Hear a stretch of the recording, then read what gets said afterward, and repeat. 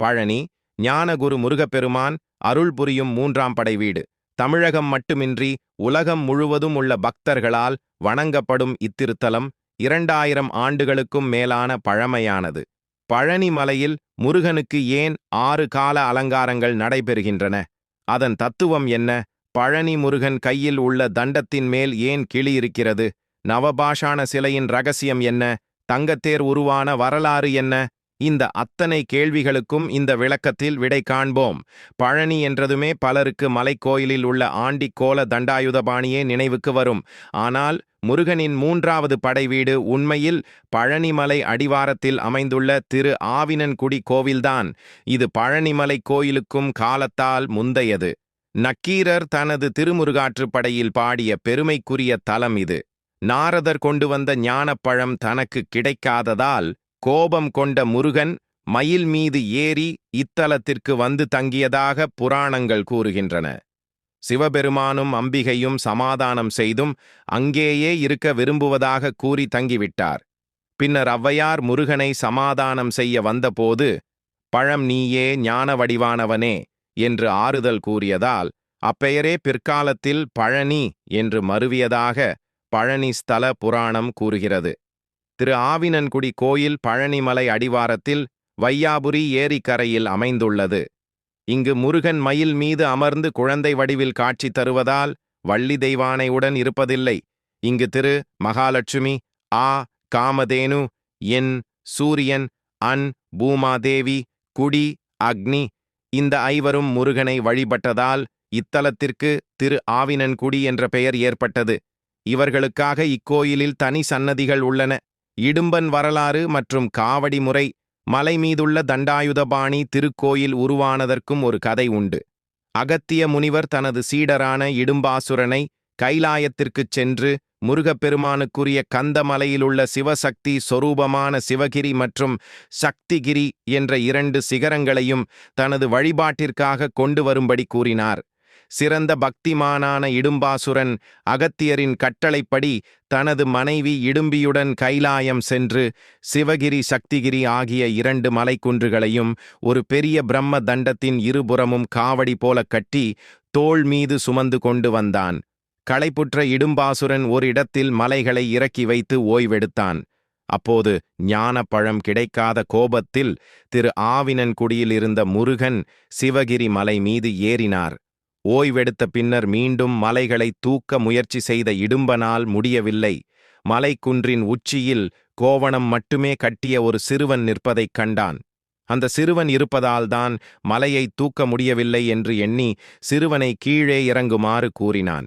ஆனால் அந்த சிறுவனோ இடும்பாசுரன் சுமந்து வந்த மலைக்குன்று தனக்கே உரியது என்று உரிமை கொண்டாடினான். கோபமடைந்த இடும்பன் சிறுவனை தாக்கினான். இறுதியில் இடும்பன் இறந்துவிட்டான். இடும்பனின் மனைவி இடும்பியும் அகத்திய முனிவரும் விரைந்து வந்து முருகனிடம் வேண்டினர். அவர்களுக்காக மனம் இறங்கிய முருகப்பெருமான் வீழ்ந்த இடும்பாசுரனை உயிர்ப்பித்தார். இடும்பனின் குரு பக்தியை மெச்சிய முருகப்பெருமான் அன்று முதல் இடும்பனுக்குத் தனது காவல் தெய்வமாக விளங்கும் பெயரை அளித்ததோடு இடும்பனைப் போல சந்தனம், பால், புஷ்பம், பன்னீர் போன்ற பொருட்களை காவடி எடுத்து தன் சன்னதிக்கு வருபவர்களுக்கு அருள் செய்வதாக அருளினார். முருகனுக்கு காவடி எடுக்கும் முறை இந்த கோயிலில்தான் உருவானது.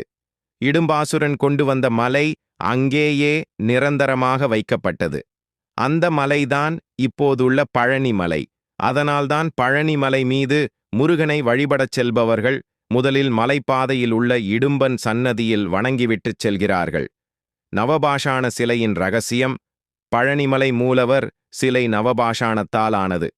இந்த சிலை 3 அடி 3 அங்குலம் உயரம் கொண்டது. பீடத்தையும் சேர்த்து 5 அடி உயரம் இருக்கும். இந்த சிலையை போகர் சித்தர் பிரதிஷ்டை செய்தார். முருகன் சிலை சராசரி வெப்பத்தை விட அதிக வெப்பநிலையில் உள்ளது. இதை குளிர்விக்கத்தான் 6 கால பூஜைகள் செய்யப்படுகின்றன.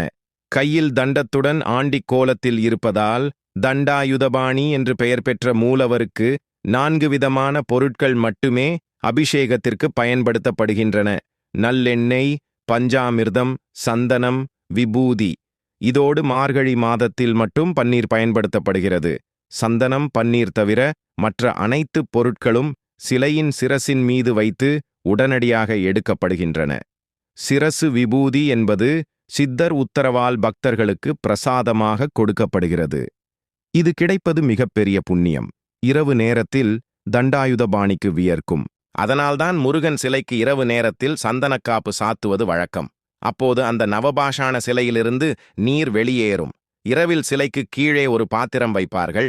அந்த நீரை கோபீன தீர்த்தம் என்று சொல்வார்கள். இரவில் சாற்றப்படும் சந்தனம் சிலையில் உள்ள நீரை உறிஞ்சி அதனுடன் நேரமாக பச்சையாக மாறியிருக்கும். அதை காலையில் விஸ்வரூப தரிசனம் பார்க்க வரும் பக்தர்களுக்கு பிரசாதமாக கொடுப்பார்கள். அத்துடன் கௌபீன தீர்த்தமும் பிரசாதமாக கொடுக்கப்படுகிறது. இது சக்தி வாய்ந்த பிரசாதம் என்று பக்தர்கள் இன்றும் வாங்கிச் செல்கிறார்கள். இது எப்பேற்பட்ட நோயாக இருந்தாலும் பூரணமாக குணமடையும் என்பது உண்மையான விஷயம். அறிவியலால் கண்டுபிடிக்க முடியாத அபரிமிதமான சக்திகள் இந்த உலகத்தில் இருந்துதான் வருகின்றன. ஒரு நல்ல விஷயத்திற்காக ஆன்மீகமும் தேவை, அறிவியலும் தேவை. வருங்காலத்தில் மக்களுக்கு எந்த ஒரு நோய் வந்தாலும் குணப்படுத்தும் மருந்தை கண்டறிய வேண்டும் என்று போகர் சித்தர் தனது அறிவாலும் தண்டாயுதபாணியின் அருளாலும் உருவாக்கப்பட்டதுதான் நவபாஷாண சிலை. நவபாஷாணங்களுக்கு அபிஷேகம் செய்த பொருட்களை சாப்பிட்டால் நோய்கள் தீரும் என்று சித்தர்கள் கூறுவதோடு பலரின் அசைக்க முடியாத நம்பிக்கையாகவும் இருக்கிறது. இதை அனுபவித்தவர்களும் ஏராளமானோர். அதனால்தான் எப்போதும் பழனியில் பக்தர் கூட்டம் அதிகமாக இருக்கும். தண்டாயுதபாணி சிலையில் நெற்றியில் ருத்ராட்சம், கண், மூக்கு, வாய், தோள்கள், கை, கால் விரல்கள் நிஜத்தில் உள்ளது போலவே காட்சி அளிக்கும். இந்த சிலையை செய்ய போகர் 9 ஆண்டுகள் எடுத்துக்கொண்டதாகவும், அம்பாள், முருகன், அகத்தியர் ஆகியோரின் உத்தரவுக்குப் பிறகு 4448 மூலிகைகளை தேர்வு செய்து 81 சித்தர்கள் நவபாஷாணம் தயாரித்து போகர் இந்த சிலையை செய்தார். தண்டாயுதபாணி சிலைக்கு இடதுபுறத்தில் ஒரு சிறிய மரகத லிங்கம் உள்ளது. ஒரு பெட்டியில் ஸ்படிக லிங்கம் ஒன்றும் உள்ளது. இந்த 2 லிங்கங்களுக்கும் தண்டாயுதபாணி சிவ பூஜை செய்வதாக ஐதீகம். 6 கால அலங்காரங்களின் தத்துவம் இங்கு முருகப்பெருமான் தனது ஆண்டி கோலத்தின் மூலமும் குன்றின் உச்சியில் கோவில் கொண்டிருப்பதன் மூலமும் ஒரு உண்மையை போதிக்கிறார். ஆனந்தமயமான ஆண்டவனை அடைய வேண்டுமானால் ஆன்மாக்கள் முதலில் ஆசையை ஒழிக்க வேண்டும். ஆசையை ஒழித்த நிலை நீடிக்க வேண்டுமானால் மனதை இறைவனிடம் செலுத்தினால்தான் முடியும் என்பதுதான். அதாவது அனைத்தையும் துறந்தால் கடவுளை அடையலாம் என்பதுதான் இதோட தத்துவம். பலருக்கும் ஒரு சந்தேகம் இருக்கும். முருகனை ஆண்டி கோலத்தில் தரிசனம் செய்ய வேண்டுமா அல்லது ராஜா அலங்காரத்தில் தரிசனம் செய்ய வேண்டுமா என்று. ஆண்டி கோலத்தில் தரிசனம் செய்தால் நாமும் ஆண்டியாகி விடுவோமோ என்று சிலர் சொல்வதுண்டு. நம்முடைய வாழ்க்கையில் கஷ்டங்களின் பிடியில் இருந்தால் கட்டாயமாக ஆண்டிக்கோல தரிசனம்தான் நல்ல மாற்றத்தை கொடுக்கும். பழனிமலையின் அடிப்படையே ஆண்டிக்கோலம்தான். அவருடைய ஆரம்ப காலமே ஆண்டிக்கோல காட்சிதான். எதுவுமே முடியவில்லை என்று கஷ்டத்தில் இருப்பவர்கள் திங்கட்கிழமை காலையில் 7:30 முதல் 9 மணிக்குள் முருகனை வழிபடும்போது பிரம்மாண்டமான வாழ்க்கை ஏற்படும். காலை 6 மணிக்கு மலை ஏற ஆரம்பித்தால் 7:30 முதல் 9 மணிக்குள் சுவாமியை தரிசித்து விடலாம். நமக்கு கஷ்டம் தீர்ந்து நல்ல வாழ்க்கை முருகனின் அருளால் கிடைத்த பிறகு நாம் பழனிக்குச் சென்று ராஜா அலங்கார முருகனை தரிசனம் செய்யலாம். ஒரு மனிதனுடைய பருவ காலத்தை குறித்து உயர்த்தக்கூடிய தன்மைதான் அங்கு 6 கால பூஜையாக நடைபெறுகிறது. மற்ற கோயில்களில் எல்லாம் 6 கால பூஜை நடக்கும். பழனி மலையில் முருகப்பெருமான் 6 அலங்காரங்களுடன் காட்சி தருகிறார். அது என்னவென்றால் மனிதனின் தத்துவத்தை உலகத்திற்கு காட்டத்தான். காலை 6:30 மணிக்கு விஸ்வரூப தரிசனம். அப்போது ஆண்டி கோலத்தில் இருப்பார். நாம் பிறக்கும்போது எப்படி இருந்தோம்? எதுவுமே இல்லாமல் ஆண்டியாக. அதுதான். காலை 8 மணிக்கு சிறுகால சாந்தி பூஜையில் வேடர் அலங்காரத்தில் இருப்பார். வேடன் என்ன செய்வான்? தனக்கு தேவையானதை வேட்டையாடுவான். அதுபோல நாம் வளர்ந்து படித்து வேலை தேடிச் செல்வோம். காலை 9 மணிக்கு பாலசுப்பிரமணியர் அலங்காரம். இளமையான முருகன். நாம் வேலைக்கு போய் சம்பாதித்து இளமை பருவத்தில் திருமணம் செய்து கொள்வோம். பகல் 12 மணிக்கு வைதிக்கால் அலங்காரம். இது திருமணம் செய்த பின்னர் வீடு, கார், சொத்து சேர்க்க வேண்டும். குழந்தைகளை படிக்க வைக்க வேண்டும். அவரவர் கடமைகளை முடித்து ராஜா போல இருப்பது. மாலை 5:30 மணிக்கு ராஜ அலங்காரம். சொத்து சுகம் சேர்த்து வைத்து தனது கடமைகளை முடித்து நிம்மதியாக இருப்பவர்களை ஒரு ராஜாவை பார்ப்பது போலத்தானே பார்ப்பார்கள். அதுதான் ராஜா அலங்காரம். இரவு 8 மணிக்கு புஷ்ப அலங்காரம். நமக்கு இறுதியாக உயிர் போனதும் பூமாலை போடுவார்கள். நம்மை தகனம் செய்யும்போது அந்த பூவும் போய்விடும். மறுபடியும் ஆண்டிக் கோலம்தான்.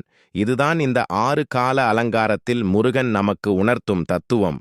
முருகனின் தண்டத்தில் கிளி. அருணகிரிநாதரின் கதை மதுரையில் தாய் மீனாட்சி கையில் கிளி வைத்திருப்பது போல பழனி மலையில் முருகன் கையில் உள்ள தண்டத்திலும் ஒரு கிளி இருக்கிறது. முருகனின் அருள் பெற்ற அருணகிரிநாதர் மீது பொறாமை கொண்ட சம்பந்தாண்டான் என்ற புலவன் அவரை பழிவாங்க நினைத்தான். ஒரு சமயம் அவன் வஞ்சனையால் பிரபுடதேவராயன் என்ற மன்னன் மூலமாக அருணகிரிநாதரை பாரிஜாத மலர் பறித்து வரும்படி கட்டளையிடச் செய்தான். அருணகிரியார் தனது உயிரை ஒரு கிளியின் உடலில் செலுத்தி உடலை திருவண்ணாமலை கோபுரத்தில் கிடத்திவிட்டு தேவலோகம் சென்று பாரிஜாதம் கொண்டு வந்தார். இதற்கு இடையில் சம்பந்தாண்டான் அவரது உடலை தகனம் செய்துவிட்டான். கிளி வடிவத்தில் திரும்பிய அருணகிரியார் தன் உடல் காணாமல் போனதால் முருகனிடம் முறையிட்டார். முருகன் அவருக்கு அருள் செய்து தன் தண்டத்தில் அமர்த்தி கொண்டார். இந்த அமைப்பில் தண்டத்தில் கிளி வடிவில் அருணகிரிநாதருடன் முருகன் காட்சி தருகிறார். பழனி தலத்தின் தனிச்சிறப்புகள். இந்த கோயிலின் தனிச்சிறப்பு என்னவென்றால், முருகனை பெரியநாயகி கோயிலில் மயில் வாகனம் இல்லாமல் வள்ளி தெய்வானையுடன் திருமணக் கோலத்திலும், திரு ஆவினன்குடியில் மயில் மீது அமர்ந்து குழந்தை வடிவிலும், மலைக்கோயிலில் கையில் தண்டத்துடனும் காட்சி தருகிறார். ஒரே தலத்தில் முருகனின் 3 கோலங்களையும் தரிசனம் செய்வது அபூர்வம். ஐப்பசி பௌர்ணமி அன்று சிவாலயங்களில் சுவாமிக்கு அன்னாபிஷேகம் செய்வார்கள். ஆனால் பழனி தலத்தில் வித்தியாசமாக முருகனுக்கு அன்னாபிஷேகம் செய்கிறார்கள். ஆனி மாதம் கேட்டை நட்சத்திரத்தில் மலைக்கோயிலில் அருள் புரியும் தண்டாயுதபாணிக்கு உச்சி காலத்திலும், ஆனி மூல நட்சத்திரத்தில் திரு ஆவினன்குடி குழந்தை வேலாயுதருக்கு சாயரட்சை பூஜையின் போதும் அன்னாபிஷேகம் செய்கிறார்கள். இதற்கு அடுத்த 2 நாட்களில் பூராடம் நட்சத்திரத்தில் பெரிய நாயகி கோயிலிலும், உத்ராடம் நட்சத்திரத்தில் பெரிய ஆவுடையார் கோயிலிலும் சிவனுக்கு அன்னாபிஷேகம் செய்கிறார்கள். பழனியில் இடும்பனுக்கு பூஜை செய்த பிறகுதான் மலைக்கோயில் முருகனுக்கு பூஜை நடக்கிறது. தினமும் அதிகாலை 3 மணிக்கு இவருக்கு அபிஷேகம் செய்து 5 மணிக்கு பூஜை செய்வார்கள். அதன் பின்புதான் மலைக்கோயிலில் முருகனுக்கு பூஜை நடக்கும். காவடி தூக்கிச் செல்லும் பக்தர்கள் இவரது சன்னதியில் பூஜை செய்து பேட்டை துள்ளிய பிறகுதான் செல்கிறார்கள். இடும்பன் சன்னதியில் அவரது குரு அகத்தியர் இருக்கிறார். பக்கத்தில் இடும்பனும் கடமனும் நின்று கொண்டிருக்கிறார்கள். அகத்தியர் இங்கே இருப்பதால் பக்தர்களுக்கு கமண்டலத்தில் நீர் நிரப்பப்பட்ட தீர்த்தம் தருகிறார்கள். இதை அகத்தியரே தருவதாக நம்புகிறார்கள். இதைச் சாப்பிட்டால் நோய்கள் தீருவதாக நம்பிக்கை. பழனியில் வைகாசி விசாகம், கந்தசஷ்டி, சூரசம்காரம், திருக்கார்த்திகை, பங்குனி உத்திரம், தைப்பூசம் ஆகிய விழாக்களும் முருகனுக்குரிய அனைத்து விசேஷ நாட்களும் இங்கு சிறப்பாக கொண்டாடப்படுகின்றன. திருவிழாக்களை பொறுத்தவரையில் பழனியில் தைப்பூசம் வெகு விமரிசையாக கொண்டாடப்படுகிறது. தைப்பூசம் அம்பிகைக்கு உரிய நாள். ஆனால் முருகன் தலமான பழனியில் இந்த விழா சிறப்பாக கொண்டாடப்படுவதற்கு ஒரு காரணம் உண்டு. இந்த ஊரில் பெரியநாயகி அம்பிகை கைலாசநாதருடன் தனி கோயிலில் அருள் புரிகிறார்கள். இங்கு சிவன் அம்பாள் சன்னதியின் நடுவில் முருகன் சன்னதி அமைந்துள்ளது. பிரதான வாசலும் கொடிமரமும் முருகன் சன்னதி எதிரிலேயே அமைந்துள்ளன. கோயிலுக்குள் நுழையும்போது முதலில் முருகனையே வழிபட்டார்கள். காலப்போக்கில் முருகன் சன்னதி எதிரிலேயே தைப்பூச விழாவிற்காக கொடியேற்றினார்கள். தகப்பனை வழிபட வந்தவர்கள் தகப்பன் சுவாமியான முருகனை வழிபட்டார்கள். இத்தலமும் முருகனுடன் தொடர்புடையதாக அமைந்ததனால் காலப்போக்கில் முருகனுக்கே தைப்பூச விழா கொண்டாடும் முறை அமைந்துவிட்டது. இன்றும் தைப்பூச விழா பெரியநாயகி அம்மன் கோயிலிலேயே நடக்கிறது. விழாவின் போது இங்குள்ள உற்சவர் முத்துக்குமார சுவாமி தினமும் எழுந்தருளுவார். இந்த விழாவின் 7வது நாள் அன்று இந்த கோயிலில் இருந்தே தேர் புறப்பட்டு வீதி உலா செல்கிறது. தங்கத்தேர் உருவான வரலாறு. ஏராளமான தொழிலதிபர்கள் முருகனை தங்களது பங்குதாரராகவே சேர்த்து வியாபாரத்தை தொடங்குகிறார்கள். தொழிலில் கிடைக்கும் லாபத்தில் ஒரு பகுதியை முருகனுக்கு கொடுப்பதை வழக்கமாக வைத்திருக்கிறார்கள். தமிழகத்தில் உள்ள கோயில்களிலேயே தினந்தோறும் தங்கத்தேர் இழுத்தலும் அதன் மூலம் மட்டுமே ஏராளமான வருமானம் கிடைக்கும் கோயில்களில் பழனிதான் முதலிடம் வகிக்கிறது. பழனி முருகன் கோயிலில் தங்கத்தேர் உருவான சுவாரஸ்யமான கதை பலருக்கும் தெரியாத ஒன்று. பழனியில் நடைபெறும் மிக முக்கியமான வழிபாடு என்றால் தங்கத்தேர் வழிபாடுதான். முதலில் பழனிமலை கோயிலில்தான் தங்க ரதம் அமைக்கப்பட்டது. அதற்கு பிறகுதான் திருச்செந்தூர், திருத்தணி போன்ற முருகன் கோயில்களில் தங்கத்தேர் அமைக்கப்பட்டு தங்கத்தேர் உற்சவமும் நடத்துகிறார்கள். முருகனை மனதார நம்பி வழிபடும் பக்தர்களுக்கு முருகன் எப்படி அருள் செய்வார் என்பதற்கு மிகப்பெரிய சாட்சியாக இன்றும் இருப்பதுதான் பழனி தங்கத்தேர். பழனியில் சாதுசாமி என்று ஒரு பக்தர் இருந்தார். அவர் தினமும் மலை மேல் ஏறிச் சென்று முருகனை தரிசனம் செய்துவிட்டு கண்ணீர் விட்டு ஆழுவாராம். ஏன் அழுகிறீர்கள் என்று கேட்டால், இனி மறுபடியும் முருகனை நாளைக்குத்தானே தரிசனம் செய்ய முடியும், அதுவரைக்கும் நான் முருகனை பிரிந்திருக்க வேண்டுமே என்று சொல்வாராம். அந்த அளவுக்கு தீவிர பக்தராக இருந்த அவரை பெரிய செல்வந்தரான முருகேச முதலியார் வந்து பார்த்தார். முருகேச முதலியார் பழனி கோயில் நிர்வாகியாக இருந்தார். சாதுசாமியிடம் சென்று, சுவாமி, என்னிடம் அளவில்லாத செல்வம் இருக்கிறது, ஆனால் பல காலமாக குழந்தை இல்லை. என்னுடைய குறை நீங்க நான் என்ன செய்ய வேண்டும், அதற்கு ஏதாவது வழி சொல்லுங்கள் என்று கேட்டார். இதைக் கேட்ட சாதுசாமி, இந்த மலையே நிரம்பி வழியும் அளவுக்கு பாலாபிஷேகம் செய் என்று சொன்னார். கொஞ்சமும் யோசிக்காமல் முருகேசன் முதலியார் பல ஊர்களிலிருந்தும் பால் வரவழைத்து முருகனுக்கு பாலால் அபிஷேகம் செய்தார். அந்த அபிஷேக பால் வழிந்து மலையே நனையும் அளவுக்கு அபிஷேகம் செய்தார். கொஞ்ச நாட்களில் முருகேச முதலியாருக்கு 2 ஆண் குழந்தைகள் பிறந்தன. ஆனந்தம், பக்தி, உணர்ச்சி பெருக்கில் பழனி மலைக்கு ஓடி வந்த முருகேச முதலியார் சாதுசாமி காலில் விழுந்து, சுவாமி, நான் ஒன்று கேட்டேன், ஆனால் முருகன் எனக்கு 2ஆக கொடுத்து விட்டார். முருகப்பெருமானுக்கு நான் ஏதாவது செய்ய வேண்டும் என்று நினைக்கிறேன். என்ன செய்ய வேண்டும் என்று சொல்லுங்கள், நான் செய்கிறேன் என்றார். நீ கொடுத்தால் முருகன் வாழப்போகிறான், எல்லாமே அவனோடுது. உன்னுடைய ஆத்ம திருப்திக்காக அவனுக்கு தங்கத்தேர் செய்து வை என்று சொன்னார். உடனே முருகேச முதலியாரும் தங்கத்தேர் செய்து கோயிலுக்கு காணிக்கையாக கொடுத்தார். அவர் அன்றைக்கு காணிக்கையாக தந்த தங்கத்தேர்தான் இன்றும் பழனி மலையில் பவனி வருகிறது. குழந்தை இல்லாதவர்கள் பழனி முருகனிடம் வேண்டிக் கொண்டு குழந்தை பிறந்த உடனே இங்கு வந்து தங்கத்தேர் இழுப்பது இன்றும் முக்கிய வழிபாடாக இருந்து வருகிறது. தங்கத்தேர் இழுப்பதற்கு 2000 ரூபாய் தேவஸ்தானத்தில் செலுத்த வேண்டும். தினமும் மாலையில் நடக்கும் தங்கத்தேர் உற்சவத்தில் அந்த குடும்பத்தைச் சேர்ந்த 2 பேர் தங்கத்தேரை வடம் பிடித்து இழுக்க அனுமதிக்கப்படுவார்கள். பழனி பஞ்சாமிர்தம் மற்றும் கோவில் திறக்கும் நேரம் ஒவ்வொரு ஆலயங்களிலும் ஒவ்வொரு பிரசாதத்திற்குச் சிறப்பு உண்டு. பழனி என்றாலே பஞ்சாமிர்தம்தான் நமக்கு நினைவுக்கு வரும். வாழைப்பழம், கரும்பு சர்க்கரை, பேரீச்சம்பழம், கற்கண்டு, தேன் ஆகிய பஞ்ச அமிர்தங்களை கலந்து செய்வதுதான் பஞ்சாமிர்தம். மற்ற வாழைப்பழத்தை விட மலைப்பழத்தை கொண்டு செய்யும் பஞ்சாமிர்தம் அதிக சுவையாக இருக்கும். பழனிக்கு வருபவர்கள் அதை தவறாமல் வாங்கிச் செல்கிறார்கள். கோவில் திறக்கும் நேரம் திரு ஆவினன்குடி, மலைக்கோவில், பெரியநாயகி கோவில் ஆகிய 3 கோவில்களுமே காலையில் 6 மணியிலிருந்து இரவு 9 மணி வரைக்கும் திறந்திருக்கும். பழனி முருகன் பஞ்சாமிர்தம் போல இனிமையானவன். நமக்கு என்ன வேண்டும்? ஞானம் வேண்டுமா? அதற்குத்தான் அவன் கையில் கோல் வைத்திருக்கிறான், தண்டம் வைத்திருக்கிறான் இல்லையா? 2 அடியை போட்டு உனக்கு என்ன வேண்டும் என்பதை பாத்தியார் போல அதை தருவான். ஞானம் வேண்டுமா? ஐஸ்வர்யம் வேண்டுமா? வேலை வேண்டுமா? திருமணம், குழந்தை என்ன வேண்டும்? எது கேட்டாலும் கிடைக்கும். நம்பிப் போக வேண்டும். அவனையே சரணாகதி அடைய வேண்டும். அவனிடம் என்ன கேட்டாலும் கிடைக்கும். இந்த விளக்கத்தை படிக்கும் அனைவருக்கும் பழனி முருகனின் அருள் பரிபூரணமாக கிடைக்கட்டும்.